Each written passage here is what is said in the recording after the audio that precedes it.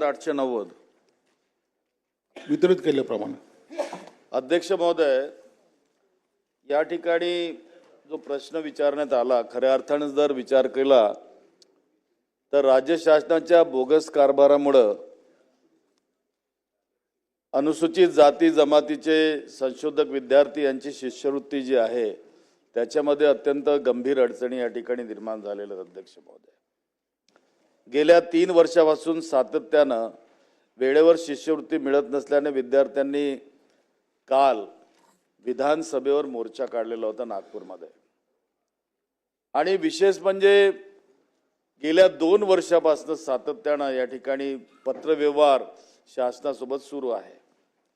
शिष्यवृत्ती न मिळाल्यामुळे अनेक विद्यार्थ्यांचे संशोधन थांबलेले आहे। यामुळे झालेल्या शैक्षणिक त्यांचं नुकसान आणि त्यांच्या करिअर यावर अत्यंत मानसिक दबावात ते विद्यार्थी आहेत। आणि म्हणून या गंभीर विषयाकडे मी लक्ष दिलं। या ठिकाणी उत्तर देत असताना माननीय मंत्री महोदयांनी प्रश्न क्रमांक 1 आणि 2 ला खरं आहे म्हणून त्या ठिकाणी कबूल केलं आणि त्याच्यानंतर त्यांनी त्या संबंधाने बैठकही घेतली आणि बैठक घेऊन त्या ठिकाणी सांगितलेलं आहे की वर्ष 2023-24 मधील PhD विद्यार्थ्यांकरिता जाहिरात प्रसिद्ध करून त्यावर कारवाई करण्यात येईल।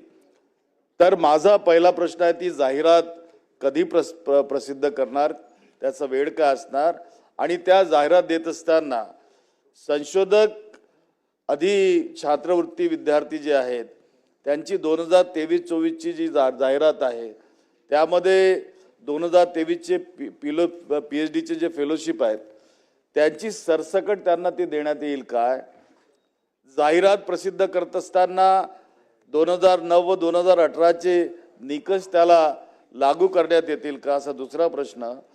आणि या ठिकाणी एक महत्त्वाचं असं की बार्टी ही अनुसूचित जातीच्या विद्यार्थ्यांसाठीची महत्त्वपूर्ण शैक्षणिक संस्था आहे आणि हितसंवर्धन आणि संशोधनाला प्रोत्साहन देणारी संस्था म्हणून पहिल्यांदा ती या ठिकाणी राज्यात स्थापन झाली आणि त्यानंतर सारथी, महाज्योती आणि अमृत या संस्था त्या ठिकाणी आल्यात।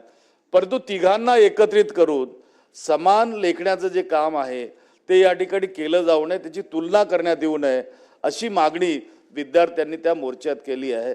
तर त्यासंबंधी शासन काय धोरण ठरवणार आहेत आणि ते समान निकष धोरण रद्द करणार आहेत का? नंतर माझा तिसरा प्रश्न या ठिकाणी की PhD साठी 35 वर्षाची वयोमर्यादा आहे। आता विद्यार्थ्यांचं जे नुकसान झालं, जे ते वयोमर्यादा क्रॉस करत असतील अशांना ती अट तुम्ही रद्द करणार आहे का शासन? आणि पेट सेट परीक्षेचा त्या ठिकाणी समावेश करण्यात यावा अशी विनंती राहणार आहे आणि PhD रजिस्ट्रेशनच्या दिनांकापासून ही फेलोशिप त्या ठिकाणी लागू करणार आहेत असे माझे प्रश्न आहेत। अध्यक्ष महोदय, अध्यक्ष महोदय, राज्यात बार्टी, सारथी, महाज्योती या संस्थेतर्फे PhD करणाऱ्या विद्यार्थ्यांना अधिक छात्रवृत्ती फेलोशिप देण्यात येते। सामाजिक न्याय विभागातर्फे बार्टी या संस्थेकडून सन 2014 पासून अधिष्ठात वृत्ती देण्यात येते। सन 2021 पासून बार्टी मार्फत 812 विद्यार्थ्यांना, सन 2022 साठी 763 विद्यार्थ्यांना आणि नंतर मग विशेष बाब म्हणून सरसगट अधिक छात्रवृत्ती देण्यात येत आहे। ती संख्या जवळपास 2185। या विद्यार्थ्यावर आतापर्यंत झालेला खर्च 326 कोटी आहे। अधिक छात्रवृत्ती योजनेअंतर्गत विद्यार्थ्यांना 42,000 प्रति माह इतके अनुदान देण्यात येते। आता हे महाज्योती मार्फत संस्थेमार्फत सुद्धा 2021 मध्ये 756, 2022 मध्ये 1236, 2023 मध्ये 901 विद्यार्थ्यांची एकूण संख्या ही 2779 आहे। त्यांच्यावर आतापर्यंत खर्च 236 कोटी झाला आहे। त्यांची थकबाकी जी आहे ती 126 कोटी आहे।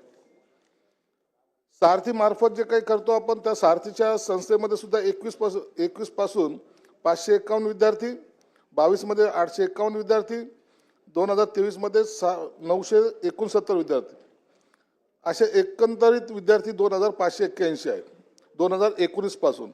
त्यांच्यावर खर्च सुद्धा 327 कोटी राहिलेला आहे आणि त्यांची जी थकबाकी आहे ती 195 कोटी आहे.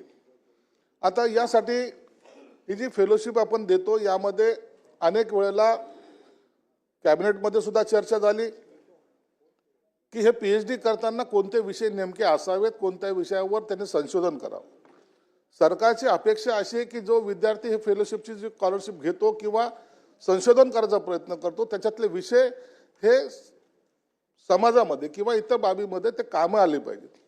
अनेक विषय असे त्या विषयाशी काहीही संबंध नसलेल्या विषयावर बी काही लोक विद्यार्थ्यांनी PhD केली हे निदर्शनास आलेलं आहे, हे सत्य आहे. म्हणून आता आम्ही यासाठी एक वेगळं कमिटी स्थापन केली. मुंबई विद्यापीठाचे कुलकर्णी म्हणून जे आहेत त्यांच्या अध्यक्षतेखाली एक कमिटी स्थापन केली. त्या कमिटीचा अहवाल आता शासनाला प्राप्त झाला आहे. CS लेवलवर एक बैठक झाली आणि आता ती माझ्या मंत्री म्हणजे आता मुख्यमंत्र्यांकडे ते मान्यतेसाठी पाठवलेली की कोणते निकष असले पाहिजे आणि कोणते विद्यार्थी असले पाहिजे. एक निश्चित आहे काही वेळेला या विद्यार्थ्यांना जे काही त्यांची जी शिष्यवृत्ती थांबलेली आहे त्यासाठी आम्ही पाठपुरावा करतोय. आज सुदैवाने आज सभागृहामध्ये अर्थमंत्री साहेब अजितदादा पवार साहेब आहेत. त्यांनाही सुद्धा विनंती की हे आम्ही जे मागणी करतोय गेली अनेक दिवसापासून हे महाज्योतीचे आहेत, सारथीचे आहेत. 126 कोटी एक आहेत आणि 195 कोटी आहेत. जर अर्थ खात्याने जर हे त्वरित जर वितरित केले तर आम्हाला सुद्धा विद्यार्थ्याला द्यायला सोयीस्कर आणि सोपं होईल.